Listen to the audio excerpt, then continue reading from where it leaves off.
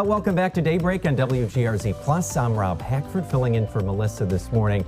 And this morning we are working to learn more about a crash that happened Sunday afternoon in East Aurora. Mill Road between Sweet Road and Beach Road was shut down because of this crash involving a motorcycle. The driver suffering serious injuries. The East Aurora Police Department posted that information on Facebook just after 1 p.m. yesterday. The road has since reopened. We will update you when we learn more. In Buffalo, police say a child is recovering after being hit by a car in the city's Old First Ward neighborhood. The city spokesperson says the child was hit on Hamburg Street near Fulton Saturday night.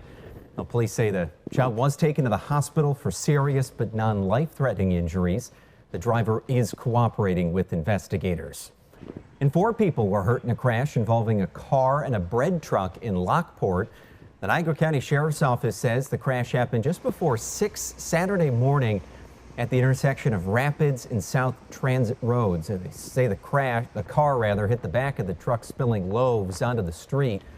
Deputies say 2 people had to be cut out of the car that crashed into the back of the truck. 4 people in total were taken to ECMC. The crash remains under investigation. Buffalo police also sharing an update after a shooting on Broadway Friday that sent 2 people to the hospital. Police have now charged 27-year-old Walter James in connection to that shooting. Police say 1 person was shot in the leg just before 3 p.m. on Friday. They were taken to ECMC with serious injuries. About 2 hours later, another person who had been shot in the neck and arm showed up at Kenmore Mercy Hospital. Williams has been charged with criminal possession of a weapon, and police say more charges are pending. Al, thanks for joining us again. Time right now, 9:02, and one person is recovering after a fire at a home on Grand Island. It happened Saturday evening on Huth Road. Firefighters say it started in the garage before spreading to the attic. Now, these pictures were posted to the Grand Island Fire Company's Facebook page. Now, they were fighting that garage fire. Crews say that it spread into the attic, from the garage into the attic. They were eventually able to get things under control. They had to stay on scene for about 4 hours to clear any hot spots. One person who lives at the home was treated at the scene for a burn to their foot. The cause of the fire is under investigation. And it was a busy Saturday night and Sunday morning for firefighters in Niagara Falls. They responded to 2 separate fires just hours apart. One fire started at AmeriCarb at the facility there along Niagara Falls Boulevard, which is a heating equipment supplier. According to the Niagara Gazette, there were reports of an explosion and a wall collapse around 9 p.m. Investigators say the fire was traced back to an issue with the furnace at the plant. No one, fortunately, was hurt. And that second fire happened around 10 p.m. at a vacant boarded-up home at Cleveland Avenue and 10th Street. You can see it here. It prompted pretty large response from firefighters as neighbors looked on. It's unclear where the fire started in the home. There were no reports of any injuries. And a woman is facing charges in connection to a stabbing that happened in Allentown. Now, investigators say just before 4 a.m. Saturday, a woman with serious stab wounds to the face and stomach walked into Buffalo General Hospital. Well, she was then taken to ECMC for treatment. Once police were notified, they immediately focused their investigation in the area of Allen Street near Delaware Avenue. A woman later identified as 33-year-old Tiana Lewis of Buffalo was then arrested. Lewis is now facing multiple charges, including assault. We don't know the condition of the victim at this time. And happening today, leaders will mark a key step forward in developing a new commissary for Buffalo Public Schools. There'll be a topping off ceremony on East Delavan at 3 p.m. Now, the commissary is set to replace the outdated building just across the street that's been used for years. Officials say once complete, the new commissary will serve fresher meals, and the improvements will reduce the amount of processed and frozen foods that are served to Buffalo Public School students. And a travel advisory tonight for drivers in Hamburg. Starting today, Mile Strip Road between Martin Avenue and McKinley Parkway will have intermittent lane closures from 7 p.m. to 6 a.m. They will have flaggers directing traffic as crews begin to resurface that road. That work will continue through Saturday. Drivers should expect delays and may want to take some alternate routes or consider those alternate routes if possible.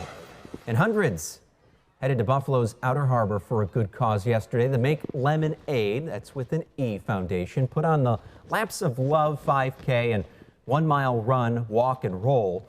The foundation raises money to support people with cerebral palsy, including giving them access to life-changing therapy. Those grants allow them to have access to this therapy, which provides more independence, better functionality, mobility, and just overall quality of life. It's been amazing to see the CP community come together. We're all about inclusion and love, and there's not a whole lot going on for that population. So we take pride in bringing everyone together, and people meet one another and create friends and families. Now, the event is in its 13th year and saw more than 800 people take part. Organizers say that was a record. Well, efforts are underway to preserve a piece of Buffalo history at Mount Calvary Cemetery. The family monument of Michael Shea is receiving a careful cleaning and restoration. This is all part of the celebration of Shea's Performing Arts Center's 100th anniversary. Shea started the theater in 1926. Katie Dorado makes social media content about restoring historic headstones like this and sharing those stories online. She made the trip from Rochester to Shea's. It's a mix of interested in my family genealogy with learning about cleaning headstones at a local cemetery to me. I'm out of Rochester, New York, and just volunteering at a big historic cemetery there, learning how to do it properly, and then going off on my own and trying to spread the wealth of preserving history. Now, the restoration honors Shea's life and legacy and helps ensure his story will continue to be told for generations to come. On a powerful 7.8 magnitude earthquake that struck the southern Philippines has left at least 12 people dead and more than 200 injured.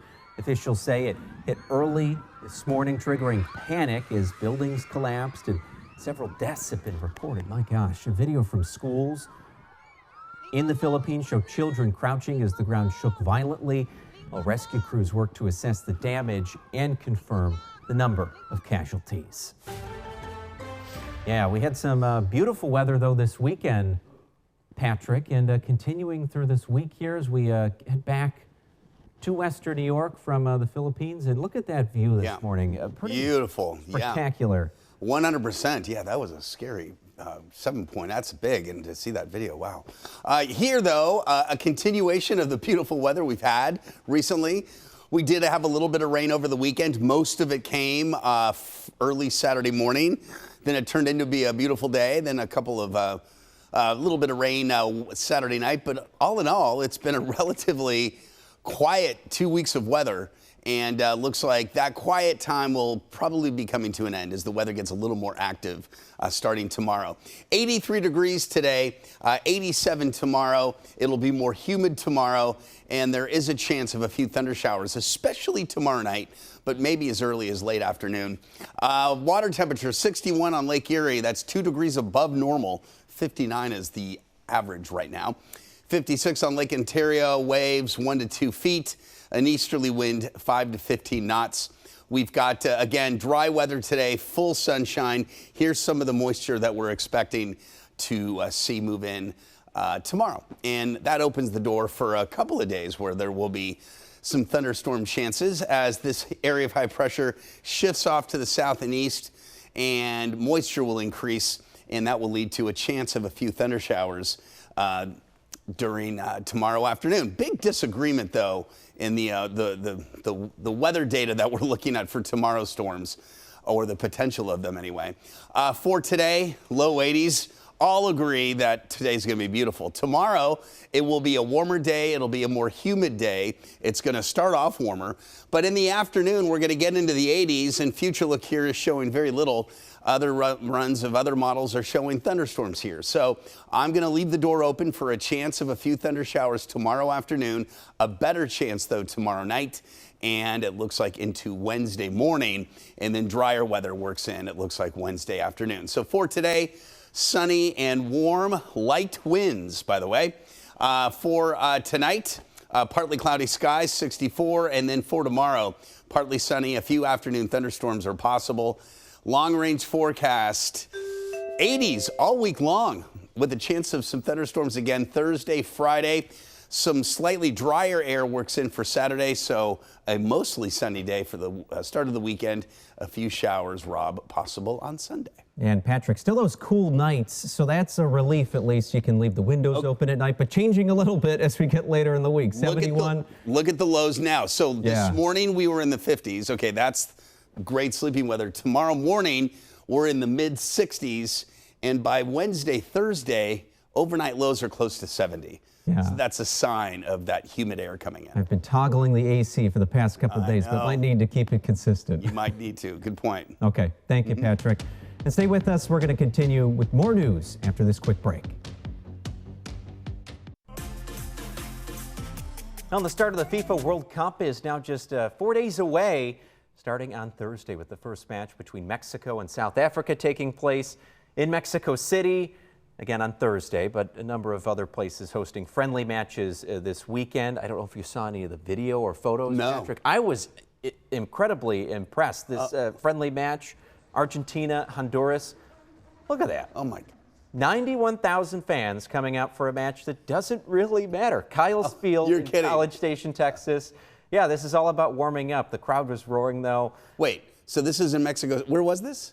This was in Texas. Okay, because it says in Mexico. Texas. Oh, the begins in Mexico City. Yeah, gotcha. so this is even the Texas. World Cup yet. Okay. Yeah, okay. but Wow. Lionel Messi was playing in that game, so a lot of people coming out to support him. Okay. Considered the best footballer in the world by many. He sat out though, recovering. What? But No. Plenty of other matches. Bosnia-Herzegovina had a warm-up match as well. They're going to be coming to Toronto next, but preparations underway in Atlanta here. Other athletes and national teams showing up. And plenty of fans landing in North America. We heard from one fan extremely excited for this next couple months. I think it's perfect. I think everybody needs something to come together, especially nowadays. So I think just this, bringing everybody together for, a beautiful sport like soccer, football, I think it's perfect. The Miami-Dade Sheriff's Office, alongside our local, state, and federal partners, has been actively planning, training, and coordinating to help ensure that residents and visitors can safely enjoy one of the largest international events our community has ever hosted. Public safety for an event of this magnitude does not happen overnight. Yeah, Miami is one of the host sites for the World Cup this year. Going to be quite hot down there. They're managing the heat. Here's England's World Cup squad training in Palm Beach Gardens over the weekend. Here's Toronto, BMO Field, all prepped. You got the CN Tower in the distance there. Team Canada will host the Bosnian national team on Friday, and they're going to have a pretty star-studded opening ceremony just 90 minutes before kickoff. They have Alanis Morissette, Alessia Cara, Michael Bublé, and like a half dozen other acts performing. Canadian acts, it yeah, sounds like. Canadian acts, to kick things off. That match actually for the U.S. or Canadian men's national team, the first time they're going to play on home soil. So, yeah, pretty cool. What about the games in Mexico City? Mexico City's high. Yeah. In elevation. Elevation. It's almost 8,000 feet. And it's in like a valley, so the air gets very hot and the air quality. Humid and poor, So, but playing at elevation and running, football is one thing, but soccer, man, you got to cover a lot of territory. Yeah, best athletes in the world. That's true. So, that is true. They should fare pretty well. That's true. There are a couple watch parties of note. Here in Western New York. Canal Side has their first of three. That'll be happening on Friday when Team USA takes on Paraguay. That's at 7 p.m. We have Silo City that has projector screen that they're going to be putting, or projection rather, that's going to be on the silos down there, so you can watch the games as well. Pretty cool. Yeah, a couple places to watch, and just looking across the street, to the Banshees, they're always busy, and they're certainly ready for the festivities. Easy for us to sneak over there. Yeah, I should note Team USA though lost. Germany beat them 2-1, and But they're not out. No, not out. These are friendlies or like warm-up matches. Stretching the legs. This is preseason. Okay. Yeah, exactly. Okay. Yeah. Got it. Pre-World Cup. Okay. Yeah. All right. 9:16 now, and the NFL teams will be checking in one last time. Took a bit of a break for summer. The Bills' mandatory minicamp will kick off tomorrow, and with new coaching in place and still settling in, the team has been installing new systems on both sides of the ball for the past few weeks at OTAs. This week, practices will get slightly more intense as the team tries to put together everything they've learned so far this offseason. The mandatory minicamp for the Bills runs through Thursday. And one player we'll be watching out for is defensive lineman Deon Walker.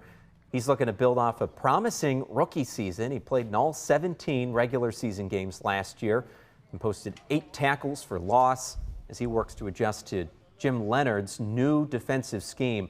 Walker says endurance is the biggest thing he wanted to work on after watching last year's tape. I needed to build up my stamina. There was games where I played, a lot of plays. We had guys go down, we were light, and it doesn't matter. Next down mentality, but just put the ball down. That's Coach Brady's mentality right now. No matter how many guys, we can have 11, 22 guys, 11 offense, 11 defense. Those same guys can play special teams. We gonna go out there and play. So that's, for me, is my stamina, being able to play the 7, 8, 9, 10 down drives, still being able to give the team what I need to give them. Now, Walker says he's down about 10 pounds from last season, sitting at about 328. And hard to believe the other football, or American football, is wait, is that the Saints? Almost back. Wait, yeah.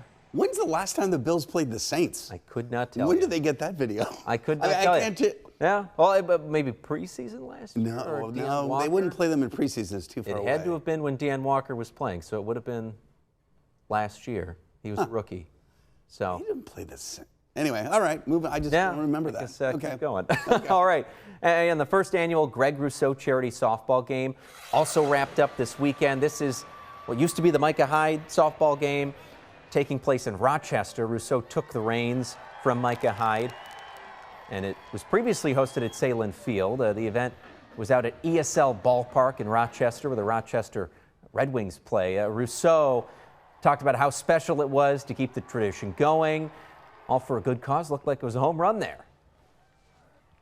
It's cool. It's a blessing, man. Micah just passing it down to me, showed a lot of love. I mean, Micah's great. I mean, what he did, he made the whole entire thing. He's just kind of just passing the baton a little bit, and I'm keeping it going, keeping everything in the community. All the money that we make from the games going straight back into the community. It's gonna be able to put on a lot of events for dudes who have foundations, and I think it'll go a long way. Hopefully, we keep it going for many years.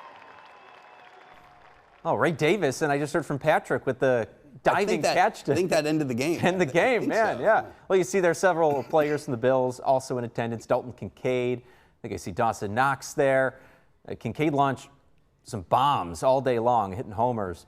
He had 4 home runs, to be exact, to help carry the offense for the Red squad there. So pretty cool to see, taking home the trophy there as well. And we'll see what next year holds. And Micah was there, too, to support nice. the cause that he started. And you could tell Micah looked, you could tell he's now he was happy. Chomping at the bit. Yes, but he also looks a lot more slender than his football days when he was kind of, beefed up. And it was just, especially against some of the other players that he was talking to. But it was good to see Micah back. Yeah, nice to see the tradition there. Of course, they'll be out at St. John Fisher very soon. So the Rochester 7 connection, weeks. going strong. So, yeah, very cool stuff. All right, we're going to take a quick break and see you on the other side of this 2 minutes.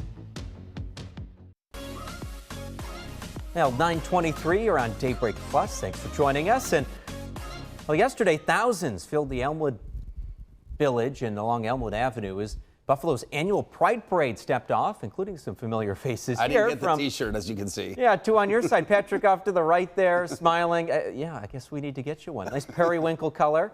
Good. There you go. Many of you lined the route. The event carries more meaning than ever. 2 on your sides. Nate Mills explains.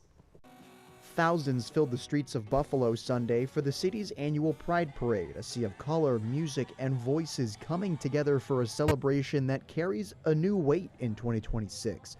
For some marching today, it was their first parade, and for others, they've been showing up for decades, and they say the fight looks different now than it ever has. I remember when I was a young civil rights lawyer when we thought it was unimaginable to have marriage equality. That was like something from outer space. Now we think of it as no big deal, and that's not even a political issue. And so that shows how far we can come. It also shows how much we have to go, because things that we think are impossible, they can become possible. Though it's a celebration of how far the gay rights movement has come, attendees say it's a reminder of how far it still has to go. Allies also marched alongside the LGBTQ community to make clear their support isn't going anywhere. We want to make sure all our family and friends and our acquaintances and coworkers know we're here for full support, and we love our community, and especially in this time in our political climate, we want to show our support. For those who came not knowing a single face in the crowd, that unfamiliarity faded fast. Attendees say that's what makes the parade special. Allies marched alongside the community they came to support, a reminder, attendees say, that numbers matter. Community, if we don't know these people, then we're with them. You always meet new people. Hell yeah. Look at these wonderful people we met. I think it really celebrates the community and who we are, and shows that we are united as much as it might not feel like it at sometimes. We stand strong. There are many of us here, whether you're gay or an ally. People show up, show out, show their pride, show their love, be who they are. It's important as always, but especially in recent years. On your side, Nate Mills, Channel 2 News. Yeah, you could hear the action from the station. Yes, and yesterday. We were standing behind the Jackrabbit. Okay.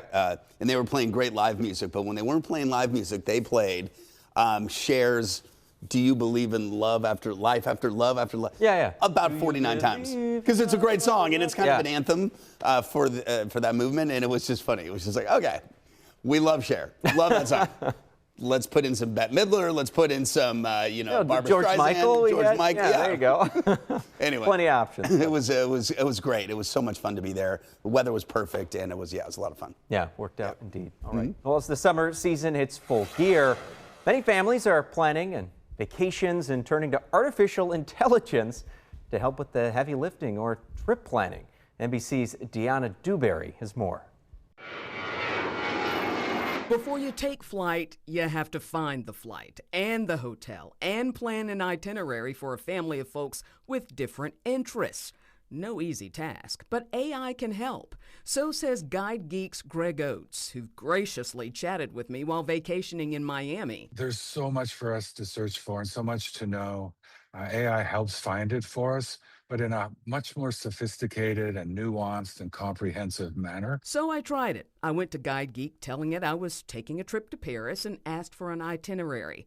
I liked most of the suggestions except this one. It said I should go to the Eiffel Tower in the morning. And I wanted to do the Eiffel Tower at night because I wanted the light show. And it suggested that I do it in the morning to avoid the crowds. The AI is only as good as the information it's given. So the more information, the more context you give it to work with, the happier it is. So I tried that, telling ChatGPT I was planning a romantic trip to Paris for my 25th anniversary. I want to see iconic sites and hidden gems, and I want a hotel walking distance from the Eiffel Tower for less than $200 a night. And the list was great, complete with mentions of the sparkling Eiffel Tower after dark and a link to a list of hotels, all within walking distance for less than $200 a night. Not so much luck with Guide Geek that gave me a list of 5 hotels with only one, Hotel Eiffel Seine, with room prices for less than $200. I found different AI travel planning tools were better at some things than others. Mindtrip was great for helping me organize everything in one place, and Layla provided great hidden gems. And that's Deanna Dewberry reporting there from our sister station in Rochester. I haven't done it personally, but my father-in-law. I guess maybe if you're going to a place you've never been, or that there isn't much info, like, I can see where to get some ideas, but I want to plan it myself. Yeah, I'm a big wanderer. Yes, just totally. Get in the car or go for a run in the yes. morning and see what's out there, and that's how you discover. Oh, that looks like a good place. Oh, that looks interesting. Absolutely, I totally agree. I totally agree. So that might, I don't know. I feel it's a good tool. We're like turning anything. so much over to that technology. Man alive. Yeah, use your brain. Exactly. Use your feet. Exactly. Yeah. Exactly. All right. Okay, and we're celebrating a new face at the Aquarium of Niagara.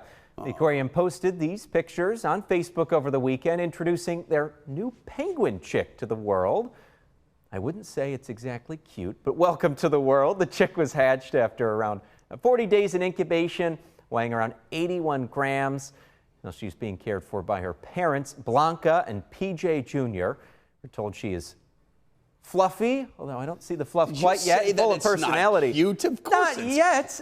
Are you like anti-penguin? No, What's it's up got with some time. They don't come out looking like. I know. It doesn't have its full plumage. Yeah, it takes a little while for them to get like. It looks kind of like waddly and a fluffy. charcoal gray, but then soon enough we'll have the beautiful look. There are 4 Western New York names you can choose from, though, inspired by Annie, Burnett, Iris, and Theodosia. Okay. So you can read more about the meanings behind those names and vote in the link we have posted on our website at WGRZ.com. Voting ends in 1 week on June 14th. Am I going to sound very ignorant if I don't know what the link to Theodosia is? I don't know it either. Oh, you don't I'm either, thinking okay. like, all I know is the thought. I think there's a song or mention in Hamilton the musical. But I can't think of what the connection is there. But yeah, voting for the baby penguin. We appreciate you joining us. Have a nice day, everyone. Enjoy the beautiful weather.